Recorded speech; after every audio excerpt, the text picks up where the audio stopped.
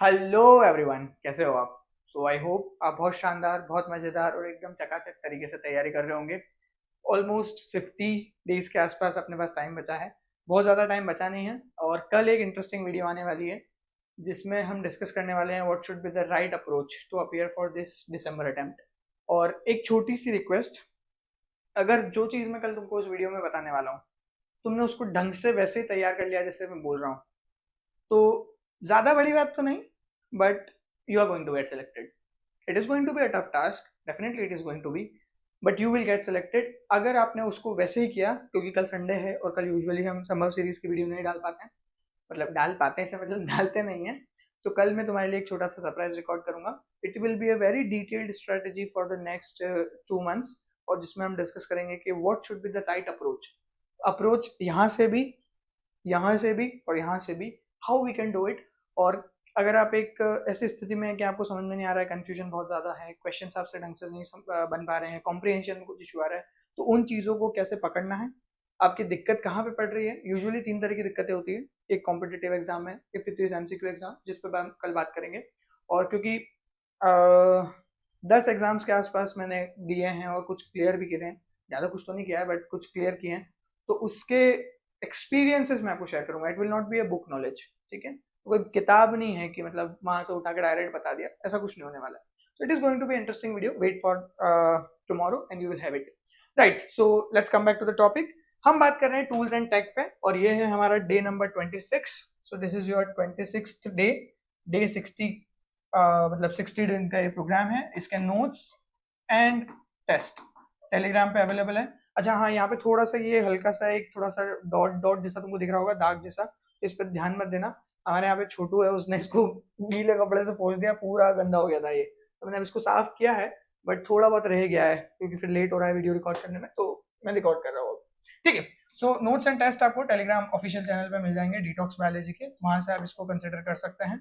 अभी तक हम लोगों ने काफी कुछ कवर कर लिया, एवोल्यूशन, इकोलॉजी, जेनेटिक्स, और उसके अलावा हमने बायोकेमिस्ट्री भी डिस्कस कर लिया है, टूल्स एंड टेक हमारा चल रहा है, मॉलिक्यूलर बायोलॉजी भी हो चुका है। जितने टॉपिक अभी हो चुके हैं सबसे क्वेश्चन आने के चांसेस पूरे पूरे हैं, तो इनको प्लीज छोड़ना मत। आगे बढ़ते हैं।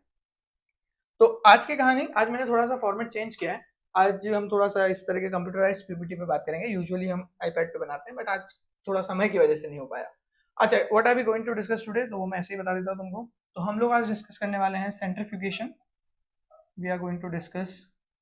अच्छा यार, एक चीज और बताना कि ये वाला जो फॉर्मेट है तुमको ज्यादा बेटर लगता है या वो आईपैड पे लिखा हुआ प्रोसीजर ज्यादा अच्छा होता है? दोनों चीजें में प्लीज बताना। हाँ, सेंट्रीफ्यूगेशन, सेंट्रीफ्यूगेशन में काफी सारी चीजें हम लोग डिस्कस करेंगे। First obviously we are going to discuss about definition and introduction, है ना, और उसी के बाद में फिर हम आगे बढ़ेंगे तो हम लोग उसके प्रिंसिपल्स के बारे में भी डिस्कस करेंगे। मतलब एक ही प्रिंसिपल पे पूरा का पूरा सेंट्रीफ्यूगेशन काम करता है। फिर हम टाइप्स वगैरह देखेंगे, है ना, उसके अलावा प्रोसेसेस वगैरह देखेंगे और सारी चीजों को कवर करेंगे। परफेक्ट। पहली चीज इंट्रोडक्शन। तो अगर हम वर्ड समझते हैं सेंट्रीफ्यूगेशन, तो सेंट्रीफ्यूगेशन वर्ड का मतलब होता है कि ये एक सेपरेशन टेक्निक है ना। ये एक टेक्निक है जिसमें हम सेपरेट करते हैं चीजों को।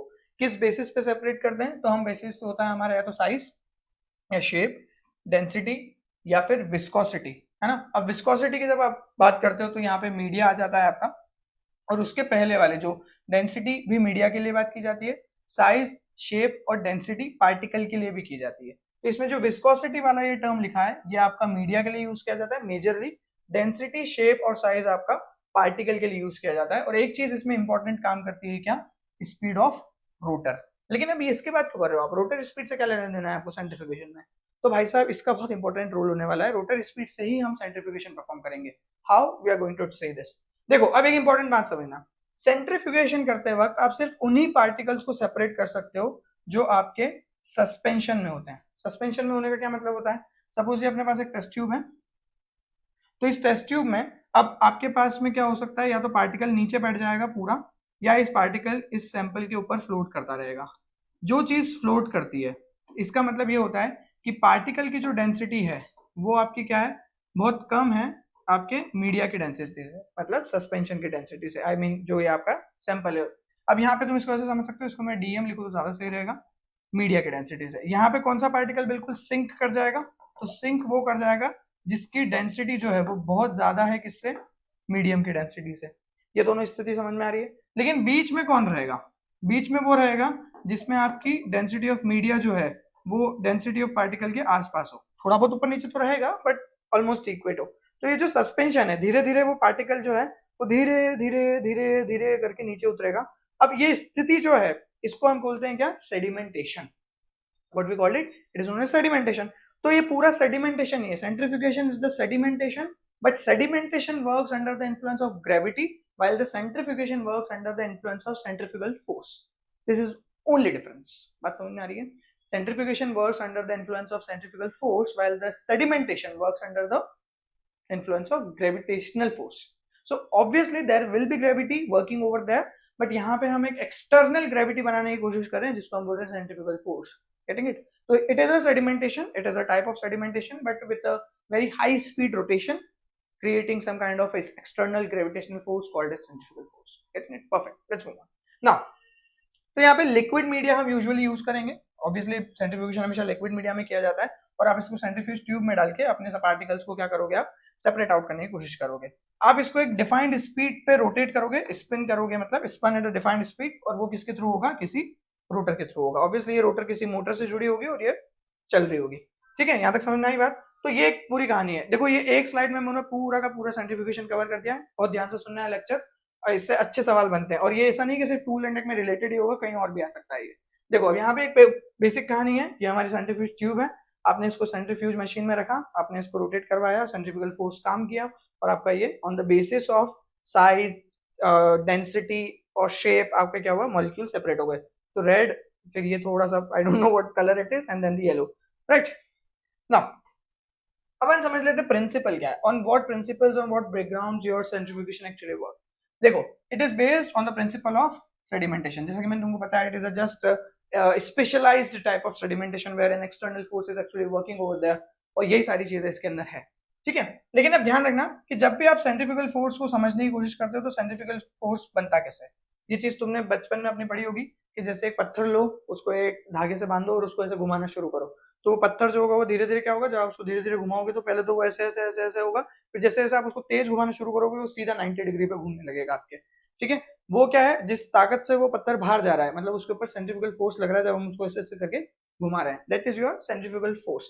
तो ये जो सेंट्रीफ्यूगल फोर्स है ये आपके सस्पेंडेड पार्टिकल्स को सेपरेट करता है लिक्विड मीडिया में। प्लीज इन कीवर्ड्स को ध्यान देना, बहुत अच्छा सीएसआईआर और जैम और बिल्स में बहुत बढ़िया सवाल बनता है इस पे। ये तीन कीवर्ड्स है, centrifugal force, suspended particle, liquid media.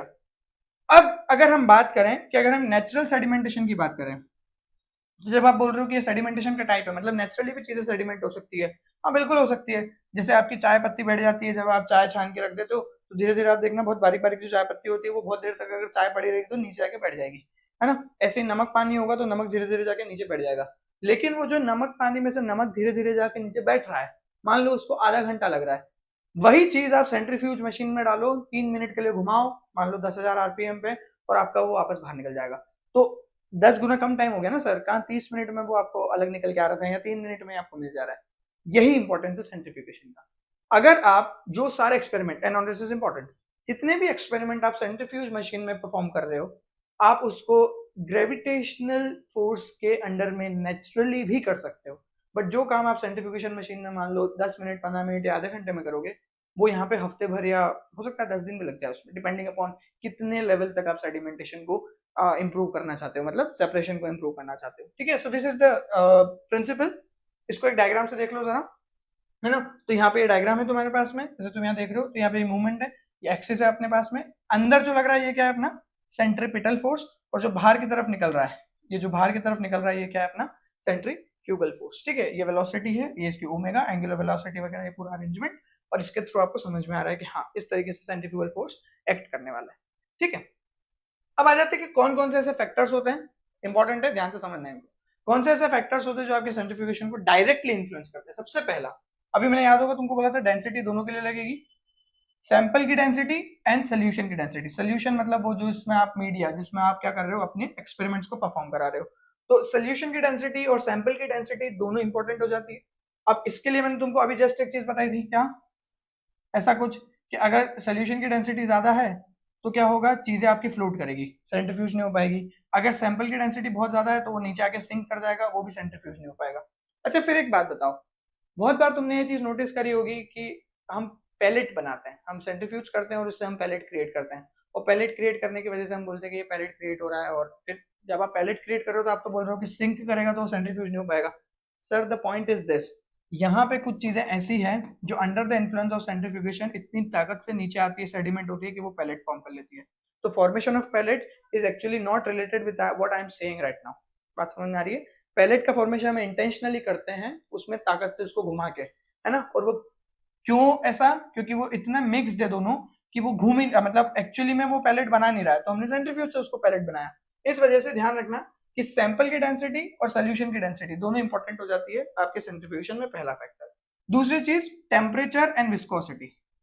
अब देखो टेम्परेचर जो है, टेम्परेचर एक इंपॉर्टेंट फैक्टर होता है, क्योंकि टेम्परेचर से बहुत सारी चीजें हो सकती है। आपका डीएनए के अंदर मेल्टिंग टेम्परेचर अपन यूजुअली पढ़ते हैं, प्रोटीन के अंदर आपका क्या होता है, डीनेचुरेशन हो सकता है। उसके अलावा आपका क्या होता है, जब गर्म होती है कोई चीज तो उसमें क्या होता है, विस्कोसिटी क्या होती है, कम होती है। जैसे तुम गुलाब जामुन की चाशनी को तुमने देखा होगा, हम गर्म करते हैं पहले उसको, उसके अंदर फिर गुलाब जामुन डाल देते हैं, वो ठंडी होने के बाद में वापस कितनी गाढ़ी हो जाती है। तो ऐसा ही सेम चीज आपके साथ यहाँ पे भी होती है। जब आप सेंट्रीफ्यूज करते हो तो जब बहुत हाई स्पीड से उसको घुमाते हो, जब आप हाई स्पीड से घुमाते हो तो वहां पे हीट जनरेट होती है। उस हीट जनरेशन से आपका मीडिया जो है उसकी विस्कोसिटी में बदलाव आता है। उस केस को इंप्रूव करने के लिए हम रेफ्रिजरेटेड सेंट्रीफ्यूगेशन यूज करते हैं, जिसमें हम protein denaturation, viscosity of media, इन सारी चीजों को मेंटेन करते हैं। Getting it? ये एक इंपॉर्टेंट पॉइंट हो जाता है। फिर आता है आपका डिस्टेंस ऑफ पार्टिकल डिस्प्लेसमेंट। ये भी इंपॉर्टेंट पॉइंट है ना, कि डिस्टेंस क्या है आपका, पार्टिकल कहां से कहां तक जा रहा है, उसमें क्या मूवमेंट हो रहा है, ये सारी चीजें हमको देखना होती है। अब इसको एक बार ध्यान से समझना, ये हमारा सपोज एक्सिस है, यहाँ पे हमारी ये सेंट्रीफ्यूज ट्यूब है। तो अगर ये वाली पार्टिकल की बात की जाए और ये वाले एक पार्टिकल की बात की जाए, तो इसकी डिस्टेंस तो ये r1 है, लेकिन इसके डिस्टेंस क्या है, ये r2 है। बट आप ये r1 r2 की बात क्यों कर रहे हो? क्योंकि r1 r2 जो है वो डायरेक्टली रिलेटेड है कि इस पे कितना फोर्स लगने वाला है। बात समझ में आ रही है? तुम इसको ऐसे समझ सकते हो कि तुमने वो देखा बड़ा वाला झूला, जाइंट व्हील बोलते हैं उसको इंग्लिश में, जाइंट व्हील, हाँ जाइंट व्हील ही बोलते हैं।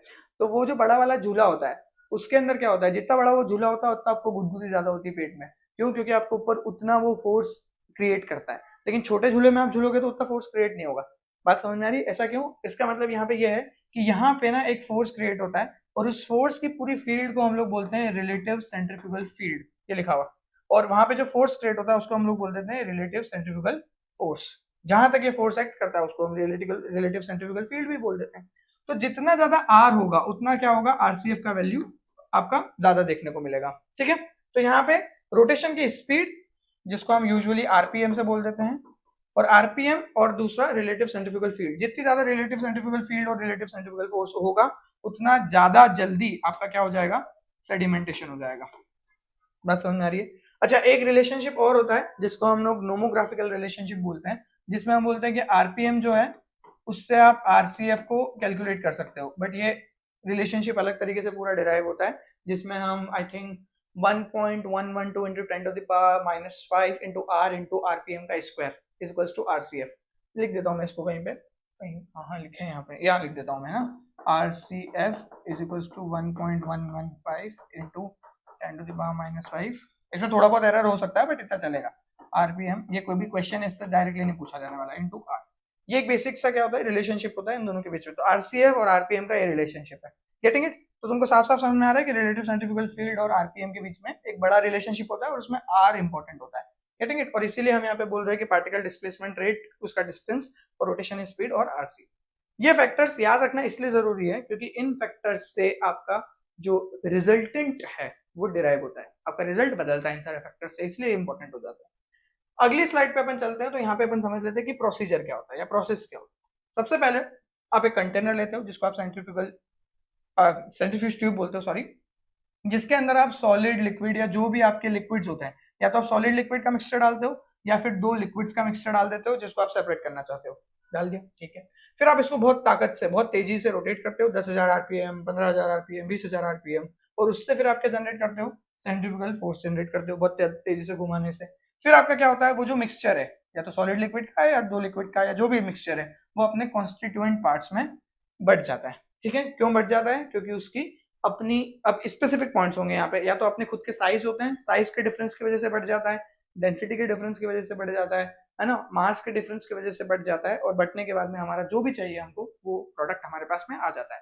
ये प्रोसेस इतनी इजी नहीं है, इसमें 2-3 और बातें हैं, वो अपन अभी आगे समझते हैं। चलो समझते हैं उनको भी। टाइप्स पे समझने में हमको सारी चीजें क्लियर हो जाएगी, ठीक है। अगर हम टाइप्स की बात करते हैं, टाइप्स ऑफ सेंट्रीफ्यूगल टेक्निक्स क्या क्या हो सकती है, तो एक तो होता है density gradient centrifugation. Density gradient centrifugation में दो बातें होंगी, रेट जोनल और आइसोपिकनिक, ये दो बातें होंगी। इसके बाद में अपने पास में आएगा एक डिफरेंशियल सेंट्रीफ्यूगेशन, और अल्ट्रा सेंट्रीफ्यूज जो है वो आपका हाई स्पीड सेपरेशन के लिए यूज किया जाता है। अच्छा, अल्ट्रा सेंट्रीफ्यूज जो है उसको आपके स्वेडबर्ग ने डिराइव और इन्वेंट किया था, या बोल सकते हो कि उन्होंने इसको डेमोन्स्ट्रेट करा था, पूरा उन्हीं का ये टेक्निक है। इस वजह से जो हम लोग एस यूज करते हैं, 70S या 80S या 100S, इस तरीके 23S, कुछ भी, तो यहाँ पे एस जो है ये सेडिमेंटेशन कोफिशिएंट या आपका स्वेडबर्ग को ही कमेमोरेट करने के लिए यहाँ पे डाल रखा है ना। कहने का मतलब कि अल्ट्रा सेंट्रीफ्यूज जो है वो स्वेडबर्ग ने बनाया था, उसके बाद इन्होंने ही ये सारे राइबोसोम्स के पार्टिकल्स को सेंट्रीफ्यूज कर करके ये सारी चीजें बताई थी। तो ये आपने शायद पता भी होगा आपको ये कि हम 50S + 30S जब करते हैं तो होना तो 80S चाहिए, लेकिन वो 70S क्यों होता है, क्योंकि ये इनके सेडिमेंटेशन यूनिट है। ये 50 सेडिमेंटेशन यूनिट है और ये 30 सेडिमेंटेशन यूनिट है। अच्छा, एक S वैल्यू का मतलब और समझना, जितनी ज्यादा S वैल्यू आपकी होगी उतना कम टाइम लगेगा इसको सेडिमेंट होने में, ठीक है। मतलब जितनी बड़ी S वैल्यू उतना बड़ा क्या उसका साइज। तो S से तुम साइज भी याद रख सकते हो, वैसे कोई दिक्कत नहीं है ना। चलो, बट हमें हर बार साइज वैसा जरूरी नहीं है, इसलिए थोड़ा सा कंट्रोवर्शियल है, तुम इसको ज्यादा बेटर तरीके से याद रखो, ठीक है। चलो समझते हैं अपन, शुरुआत करते हैं अपन एक अच्छे कॉन्सेप्ट से, जो कि हमारा है rate zonal sucrose density gradient centrifugation, ठीक है। इससे थोड़ा सा समझते हैं। तो हम पहले थोड़ा सा डेंसिटी ग्रेडियंट समझ लेंगे, फिर डिफरेंशियल समझ लेंगे।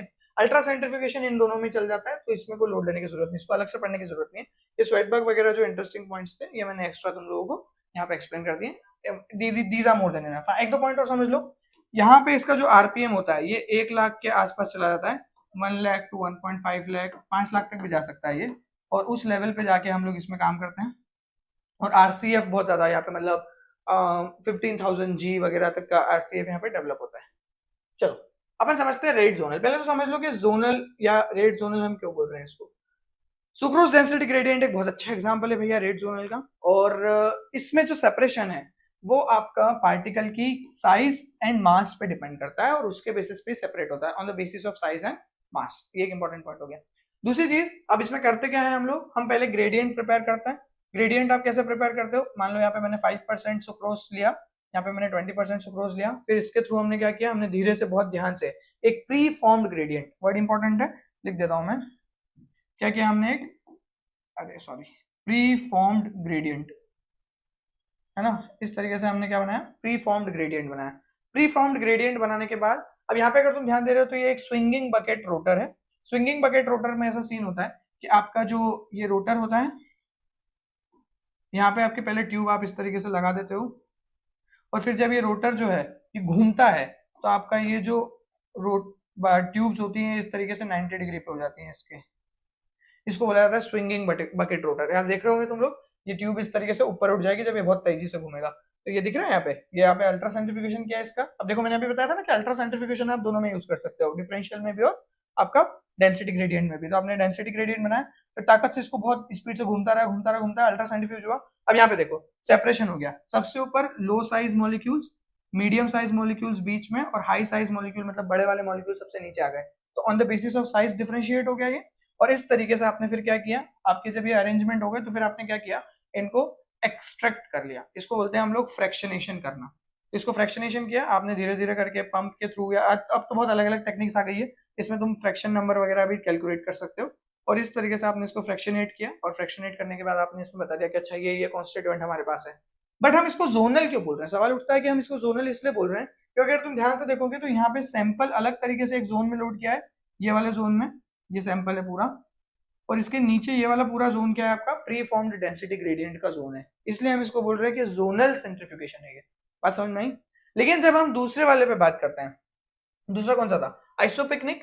तो आइसोपिकनिक सेंट्रीफ्यूगेशन जो है, अब इसकी स्लाइड आई थिंक मिस हो गई है, मैं बना देता हूँ यहाँ पे। चलो, आइसोपिकनिक सेंट्रीफ्यूगेशन जो है, इसका आसान भाषा में मतलब होता है moving boundary centrifugation. Moving boundary centrifugation, इसमें हम क्या करते हैं, हम पूरी खिचड़ी बना देते हैं ट्यूब में। खिचड़ी कैसे बना देते हैं कि हम एक जो हमारी सेंट्रीफ्यूज ट्यूब है उसके अंदर हम डेंसिटी ग्रेडियंट प्री फॉर्म नहीं बनाते हैं, तो ये हमारा पूरा का पूरा क्या रहता है, खिचड़ी होती है इसके अंदर। जैसे यहाँ पे बड़े छोटे और बहुत छोटे छोटे पार्टिकल्स, इस तरह के बहुत सारे पार्टिकल्स हैं। ये बड़े पार्टिकल बना दिए मैंने कुछ इस तरीके से, कुछ छोटे पार्टिकल बना दिए, कुछ मीडियम पार्टिकल बना दिए, ये कुछ मीडियम पार्टिकल हो गए, ये हो गए। अब क्या करेंगे, हम इनका सेंट्रीफ्यूगेशन करेंगे। सेंट्रीफ्यूगेशन करने के दौरान ही, अब देखो इनकी कोई बाउंड्री नहीं है कि बड़े पार्टिकल यहाँ मिलेंगे छोटे पार्टिकल यहाँ मिलेंगे, ऐसी कोई बाउंड्री नहीं है। सेंट्रीफ्यूगेशन करने के दौरान ही क्या होगा, सेंट्रीफ्यूज होने की वजह से यहाँ पे खुद से ही क्या होगा, एक मिनट रुको, इसको है ना ज्यादा बेटर तरीके से बता देता हूँ। हाँ, तो यहाँ पे अपने पास में टेस्ट ट्यूब आ गई, जादू हो गया, कुछ जादू नहीं है, ये सब टेक्निक है और कुछ नहीं। तो यहाँ पे आपका एक नई टेस्ट ट्यूब आ गई। अब ये जो आपकी सेंट्रीफ्यूज ट्यूब है, इसमें क्या होगा, आपके जो सबसे बड़े पार्टिकल्स होंगे वह नीचे आ जाएंगे, जो मीडियम पार्टिकल होंगे वो बीच में आ जाएंगे, और जो सबसे छोटे पार्टिकल होंगे वो सबसे ऊपर चले जाएंगे क्योंकि उनकी सबसे कम डेंसिटी है। इसका मतलब क्या है कि ड्यूरिंग द सेंट्रीफ्यूगेशन आपका पूरा का पूरा ग्रेडियंट अपने आप सेटअप हो गया। तो कोई प्री फॉर्म्ड ग्रेडियंट इसके अंदर नहीं है, कोई बाउंड्रीज डिसाइडेड नहीं है, कोई जोन्स डिसाइडेड नहीं है। ये ड्यूरिंग द सेंट्रीफ्यूगेशन इनकी बाउंड्रीज मूव होती गई और आपको ये आइसोपेक्निक अरेंजमेंट देखने को मिला। इसका सबसे इजी एग्जांपल यूजुअली कौन सा होता है, आपका caesium chloride density gradient centrifugation. इसीलिए इसको इक्विलिब्रियम डेंसिटी ग्रेडियंट भी बोल दिया जाता है, डेंसिटी इक्विलिब्रियम वाला। क्यों, क्योंकि देखो अब यहाँ पे हो क्या रहा है, अगर तुमने ध्यान दिया हो तो यहाँ पे जहां पे मैंने इसको बनाया है, ये यहाँ पे क्यों रुक गया, मतलब जब ये चल रहे थे तो ये वाले जो सबसे छोटे पार्टिकल है वो सबसे ऊपर क्यों आ गए, क्योंकि इस मीडिया में इन पार्टिकल्स की डेंसिटी, हाँ ये ध्यान से सुनना होगा, टफ है थोड़ा सा, डी पी जो है मतलब पार्टिकल ऑफ डी एस, यहाँ पे ये मीडिया के बराबर है। यहाँ पे ये पार्टिकल्स क्यों है, क्योंकि इनकी यहाँ पे ये मीडिया के बराबर डेंसिटी है, मतलब जहाँ पे इक्विलिब्रियम सेट हो जाता है पार्टिकल की डेंसिटी और किसका, मीडिया की डेंसिटी का, वहां पे आके आपके ये चुपचाप आके बैठ जाता है। इसीलिए इसमें आइसोपिकनिक में जो पूरा का पूरा सेपरेशन होता है वो किस बेसिस पे होता है, डेंसिटी के बेसिस पे होता है, on the basis of density. और ये एक इंपॉर्टेंट डिफरेंस है, यहाँ पे किसके बेसिस पे था, साइज और मास के बेसिस पे, अभी ये किसके बेसिस पे हो गया, डेंसिटी के बेसिस पे। तो ये आइसोपिकनिक का मतलब होता है। इसमें एक बेसिक एग्जांपल तुम CH_Cl को याद रख सकते हो, पता नहीं कौन से एक्सपेरिमेंट में यूज हुआ था यार ये, अगर पता हो तुमको CH_Cl किस में यूज हुआ था तो बता देना भैया कमेंट में। और सुक्रोज भी पता नहीं किसी एक एक्सपेरिमेंट में यूज हुआ था, मेरे को तो आता नहीं है, तुम देखना किस में यूज हुआ था, ये भी बता देना सुक्रोज किस में हुआ था, ये भी कमेंट में बता देना, ठीक है। अब देखो यार मेरे को ज्यादा आता नहीं है, मैं तो तुम समझ ही रहे हो है ना।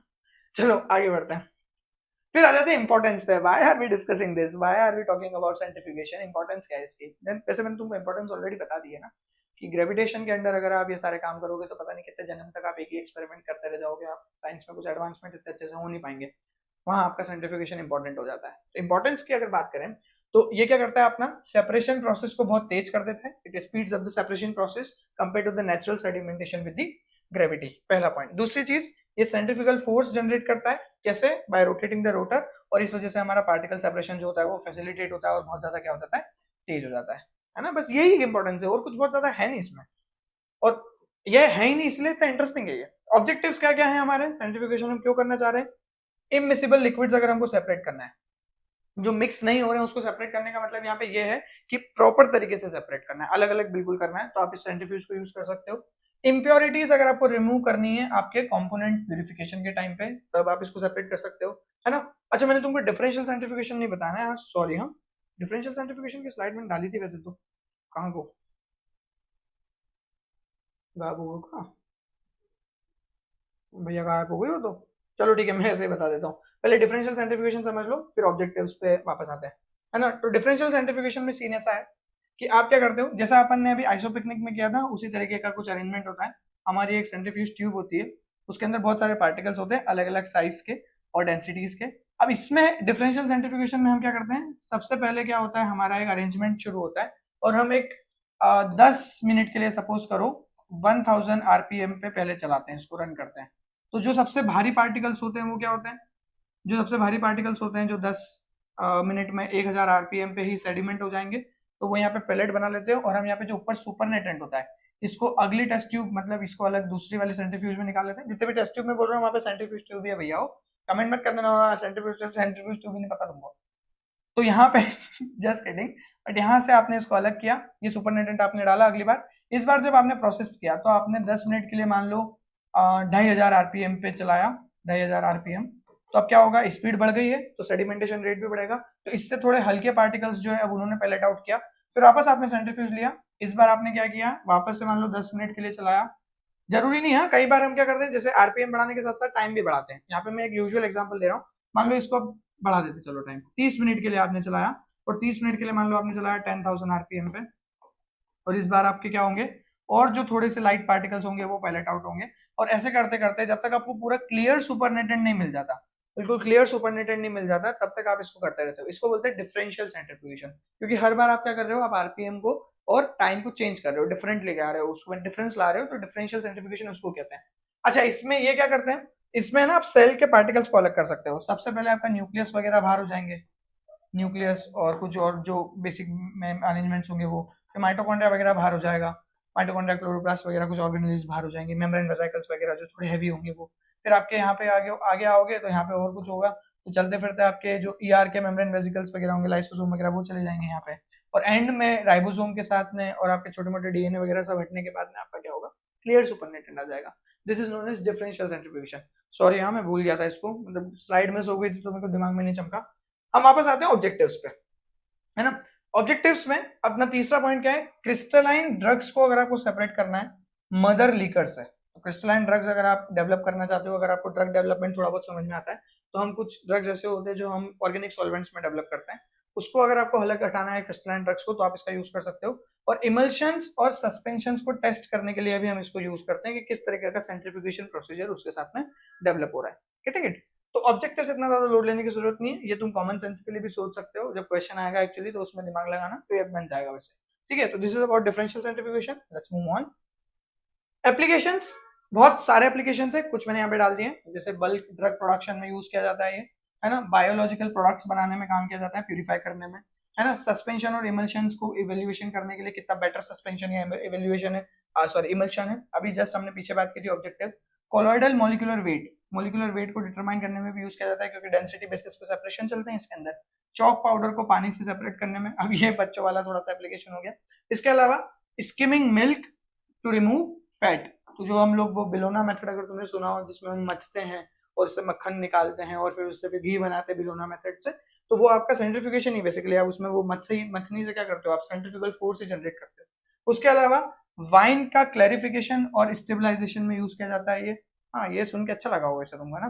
फिर ड्रग फार्मास्यूटिकल एनालिसिस करने में भी इसकी मदद ली जाती है। उसके बाद में वाटर ट्रीटमेंट के एप्लीकेशंस में भी, मतलब इसमें बहुत सारे एप्लीकेशन है यार। आई डोंट थिंक सो कि कोई थ्योरी एग्जाम में इस तरीके के सवाल पूछे जा सकते हैं, बाकी सीएसआर वगैरह में और जैन वगैरह में इस तरीके के क्वेश्चन नहीं आते हैं।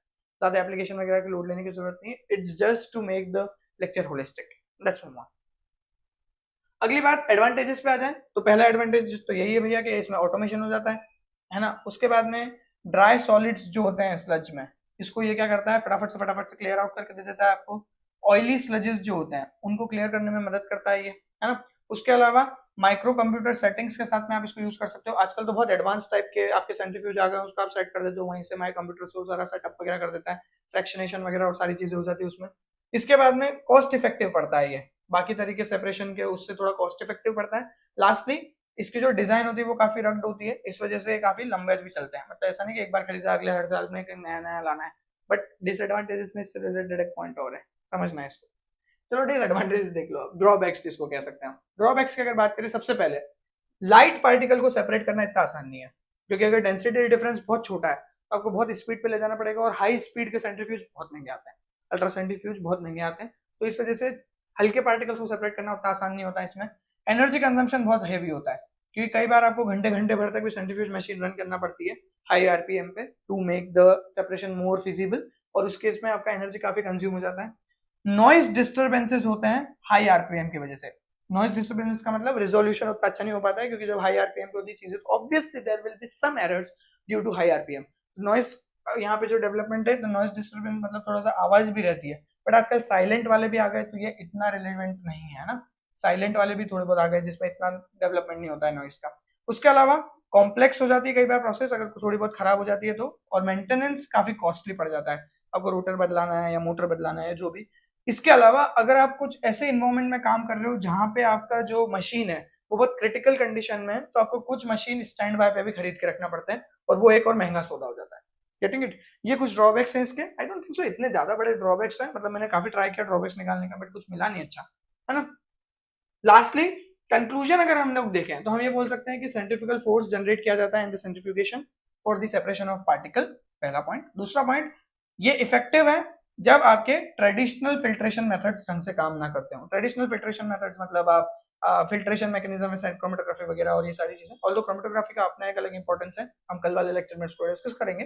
एंड दूसरी चीज, it is useful for particles of different sizes but the same density in the liquid medium.